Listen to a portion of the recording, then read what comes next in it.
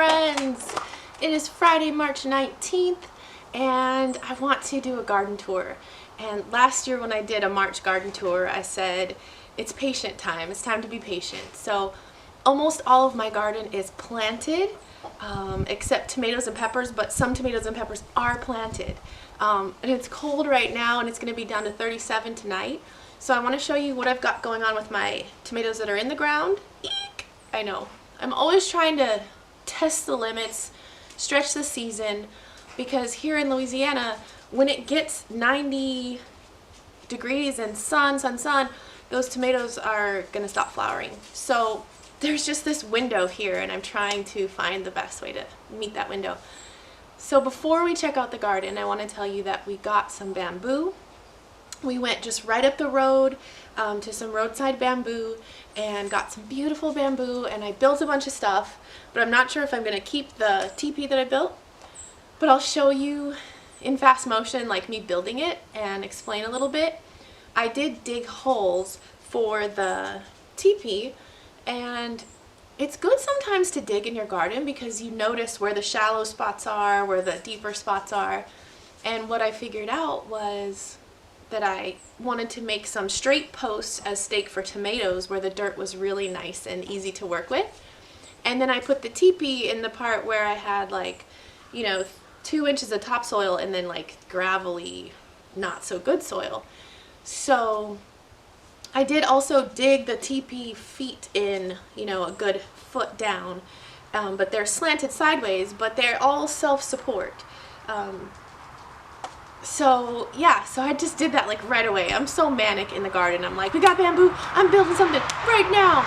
So I did that really quick, and you'll see that on high speed. I love to see things on high speed. It's so satisfying.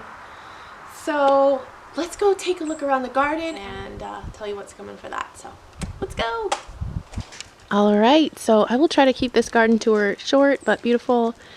This is the front yard garden. I seriously can't believe how big this is, and I still feel like I don't have enough space. Of course. I don't collect shoes, I collect things that grow. There is the dig and flip beds, and there are 6 of those out there. And then right here, the strawberry bed, and they're starting to flower. And I thinned them like crazy, but just watch, they're gonna fill all back in here. Then over here, I have still some beets going, and I've put in some flowers, and there's kale and kohlrabi in here.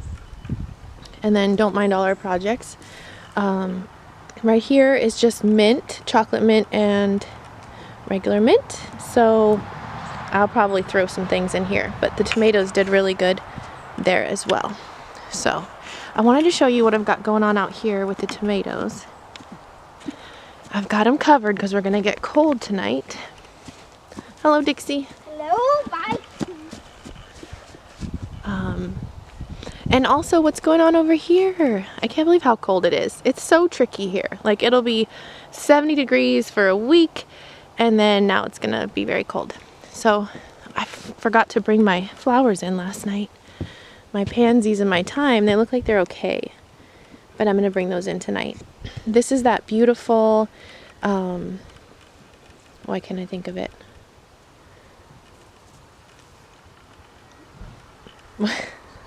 Why do I always draw a blank? I showed it in my last video. It's a perennial flower, yarrow. This is yarrow, and it's fine in the cold. I should probably bring my zinnias in, but I'm not tripping on that. And then I have some microgreens going here, some kale microgreens, some mint, another yarrow, and then these probably aren't going to like the cold either, especially the aloe vera. Anywho, and then I've got some stuff over here, and I absolutely love just looking at what people are growing in their garden, so I hope you enjoy. This is a nasturtium, and it is awesome. It's gonna climb. I've never grown them before, so that's exciting. And then aroma tomato, I forgot about him. He stayed out last night, and he needs a cover. So I'm gonna bring him a little greenhouse for tonight, or I might just drag him inside, but this is a pretty big pot, and I do like to experiment. A couple of zinnias in here.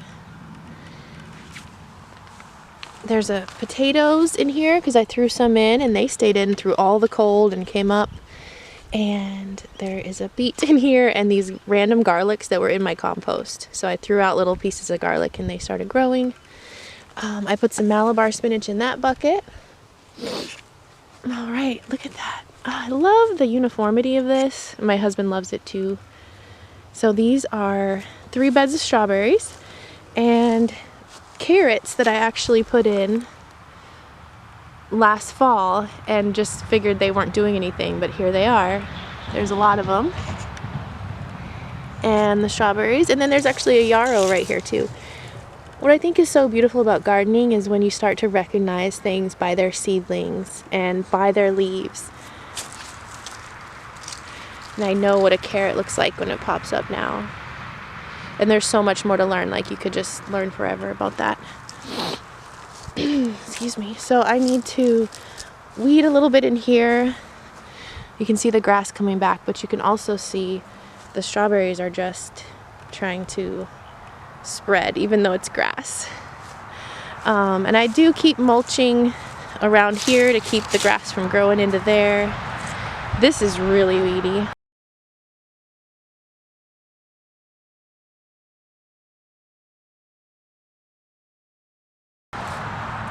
And then these are the 3 new ones.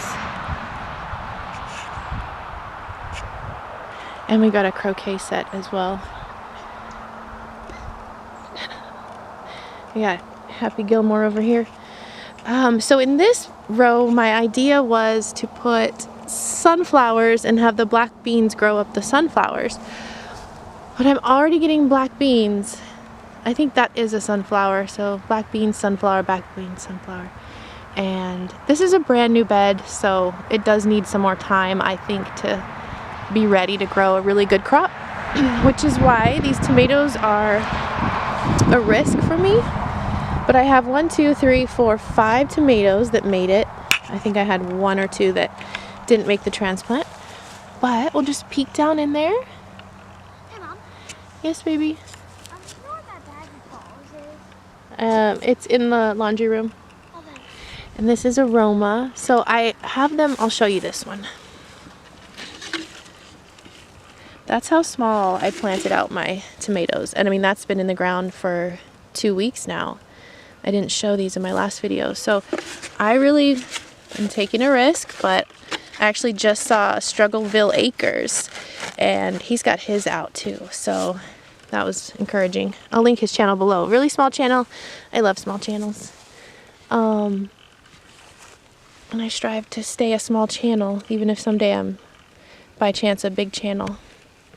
So I don't want to pull all these off, but I am going to close them this evening. But right now I'm letting them get air, but they were closed last night. And then down here I have some basil. It's just starting to pop up. Again, I hope this is clear. I did pop some watermelons in here because I was having a manic time of planting, and this is not where I want my melons, but I was just like, melons. But this is not a melon. I can tell by the little whiteness in it that this is one of my squash, the crookneck pumpkin squash that I ate. And I put it in the compost, and I put some really young compost here. Not really young, but young enough that those seeds came right back. So my tomatoes are really small. This is a Brandywine. So I just can't leave them inside in little pots. It just doesn't feel natural to me. Like, I have such a hard time with that. Good shot. Oh, and this one is the experiment. So I did not cover this. It happens to be a tiny one too. So that I might be giving this one a really hard time. But no cover. We're going to see how it produces over the year. Experiment with that. And there's another one here, and I have them all labeled so I don't forget. It's another Brandywine. See if we can see in there. So right here I've got Roma tomatoes, Brandywine tomatoes, and I think that's it because I think the other one that I transplanted didn't make it. So that's what's here. Did you score it? Yep. All right. I'm gonna get some better. Okay, go ahead.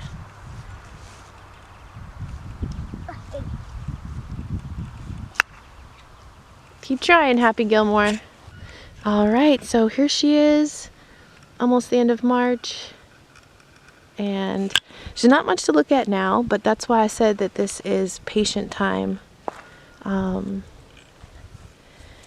redid this pathway through here. I took it all out and then put it back in, and I'm going to end up covering it more here. So that's a pretty narrow path. And then there's carrots all through here that are starting to come up.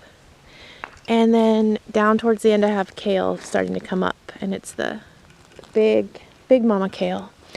And then I've got some flowers, zinnias and daisies just dropped in on the outside here, and they are starting to come up. All right, so this is really exciting. I'm loving this bamboo in here.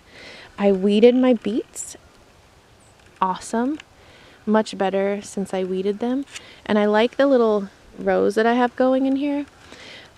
Just raising it up a little. And if you look through here, I have new beets. Let's see if that'll focus. New beets coming up. Because I started more. This is before the storm that I planted these. Like, I thought they weren't coming up, but you have to be patient with beets as well as everything in the garden. And I thinned these out the other day, and since I did that, they've been doing better. I should probably thin this one too. But, you know, plants need their space so they can, their leaves can do their job. Okay, so we just walked down this little bamboo path, and the second bamboo path on this side is for these guys. So let me focus, but they go all the way down, and I planted this asparagus last year, so I'm not going to be harvesting it this year, and I'll explain. I was trying to get that to focus in close up. So from what I've read, your first year or two with asparagus, if you harvest a lot of them and don't let them grow up, they don't get to establish their root system as well, and you want them to set more roots and, you know, get established. So the first year you can just let them come up, and they're a beautiful, like, ferny looking plant, so bushy and beautiful. So here's you can see the dead stalk from last year that I just let it die here, which I can just pull it out. But then another one's coming next to it, and it's so exciting with asparagus to just watch it pop up. And I love that it's under there just waiting. So, and this will keep anybody from stepping right here, hopefully. All right, so through here I've got little markers finally. Zucchini nimba, so I just planted those yesterday or the day before, and I planted 5. I probably only need 3. I'm not sure how big they're gonna get. Regular zucchini though needs a lot of space. Okay, pink okra. I'm so excited. I probably put 15 through here, and it goes, this is all the pink okra space. All right, and then these are the potatoes. So there's 4 rows of potatoes in here, and they're finally starting to poke up over here. Oh, that might be a weed. No, I think that's a potato. But I'm confident that they're coming. There's one there I can see, because the other ones are already popped up. So I think it's gonna work. And then I haven't figured out what I'm gonna put under here. I need to wrap this if I'm gonna grow something up it. But I still need to plant cantaloupes, but I don't like mine to climb because they do great on the ground. So maybe black beans. And then so much. I'm so excited. I've got watermelons, 1, 2, 3, 4 Stone Mountain watermelons. First time this year growing those. So many new things. I've got ground cherries over here, or gooseberries or poha berries, depending on where you live. Oh, and here's a rogue potato. And then you can see over here where I threw a lot of kale down. I've got it just popping up all along the edge, which is what I wanted. I've also got marigold starts everywhere here because I just threw them down, and there's some kale there. So I'll thin that eventually so there's just one plant, but I'll let them grow for a while, eat the greens, and then go from there. So speaking of being able to recognize your seedlings, that's the marigold seedling. And then there's a bunch right here. So those will definitely need to be thinned because just one seed, one plant right here will just be huge. So I can probably just pop those out and share them with friends. There's one there. There's one there. So this is such a magical time. There's a kale. Look at that. It's gonna be huge. All right, so I don't really have a path through here, but kind of I do. But I like to have a marked path so people know where to walk. Like my kids.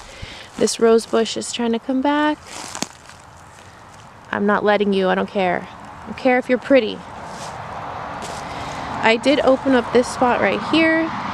It was a path for a while, but that's a nice little space.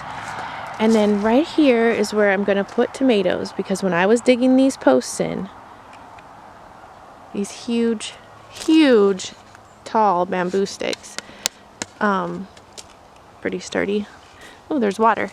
The ground was so nice and soft and good, and so tomatoes through here, and right in here you can see the onions. And they survived the storm. I pulled a lot of the leaves back that were protecting them so that now they can get sun. And all the cilantro is going to go to seed as soon as it gets warm. It's kind of at the end of its life cycle. This was fall planted cilantro. But I think it looks so pretty. And it smells so delicious. So good for you. I mostly only eat it with Mexican food. And I just chop it up and put it on my tacos. But a lot of people cook with cilantro. In Australia they call it coriander, which is what the seeds are called. I don't know why it has two names. It smells so good. Garlic. I showed these in the last video. The broccoli doing awesome. Through here I did put okra and there is cilantro. Then I have my bell peppers, orange bell peppers, so tiny, and yellow jalapenos. Alright, and then let's walk through the strawberry mess. Carrots coming up right here.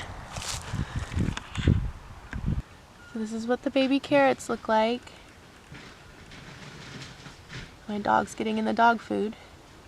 Alright, so looking this way, this is the end of the garden. All the water comes down here. The cucumbers will like that.